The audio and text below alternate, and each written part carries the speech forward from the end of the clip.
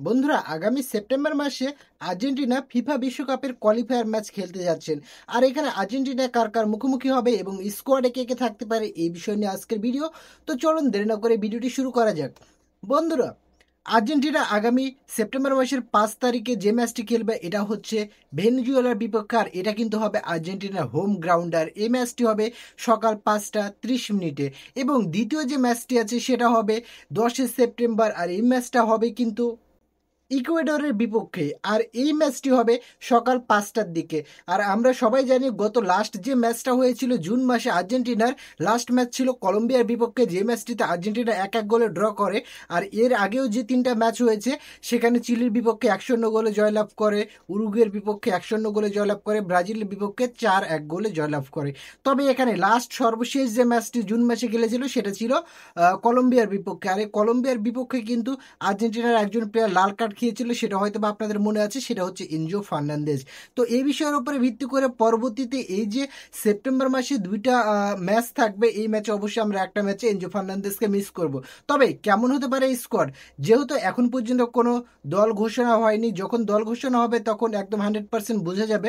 তবে এখন পর্যন্ত আমার পার্সোনাল ওপিনিয়ন অনুযায়ী যেটা হতে পারে, গোলকিপার পজিশনে বরাবরের মতোই থাকবেন এমিলিয়ানো মার্টিনেজ, যিনি আর্জেন্টিনার একজন ভরসার প্রতীক। তো তিনি গোলকিপার পজিশনে এটা 100% থাকতেছে।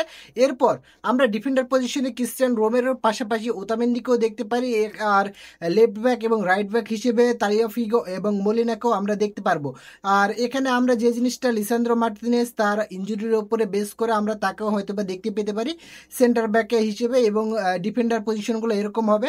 এবং যদি হয় এরকম, মেসি যেহেতু টিমে থাকবেন সেজন্য হয়তো বা 4-4-2 ফরমেশন এরকমটা হতে পারে। আর এই ক্ষেত্রে মিডফিল্ডে যদি দেখা যায়, তাহলে যেহেতু এনজো ফার্নান্দেজ একটা লাল কার্ডের জন্য ম্যাচটি মিস করবেন, প্রথম একটি ম্যাচ, দ্বিতীয় ম্যাচে তাকে হয়তো বা দেখা যাবে, এই জন্য ডিপল প্যারাদেস আছে, এরপর ম্যাকঅ্যালিস্টার, তাদের অবশ্যই জায়গাটা 100% ফিট থাকবে এবং সেখানে মেসিকেও আমরা দেখতে পাবো। এবং স্ট্রাইকার পজিশনে অবশ্যই 2জন প্লেয়ার থাকবে, এখানে জুলিয়ান আলভারেজ, আলমাদা আছেন, এদেরকে আমরা পেয়ে যাব।